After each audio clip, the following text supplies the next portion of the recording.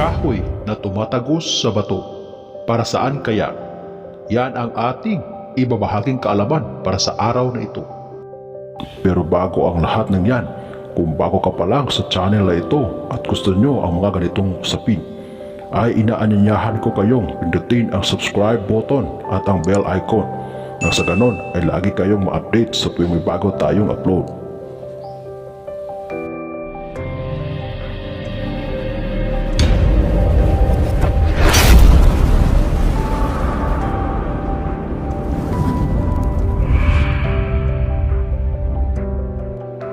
Masasabi natin na ito ay kakaiba dahil hindi ito kadalasang nangyayari, kaya masasabi kong ito ay may bisa o bertud.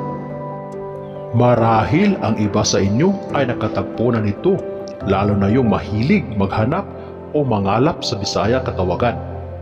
Kadalasan sa mga naghahanap nito ay yung may mga hilig o mahilig sa sugal, lalo na sa sugal na sabong. Dahil ginagawa nila itong pangkabal o pampaswerte sa sabong na tinatawag sa Bisaya na dagon. Kapag meron ka nito ay magagamit mo ito sa proteksyon sa iyong sarili, lalo na pag inihalo ito o isangkap sa baon ng niyog. Tinataglay nito ang kapangyarihang tagusan. Ibig sabihin, tatagos lamang ang mga kaaway. Kung gagamit sila ng baril ay di kanila kayang tamaan dahil sa bisa o bertud na meron nito. Pwede rin ito ilagay sa pulang tela o itim at dalhin palagi sa iyong katawan.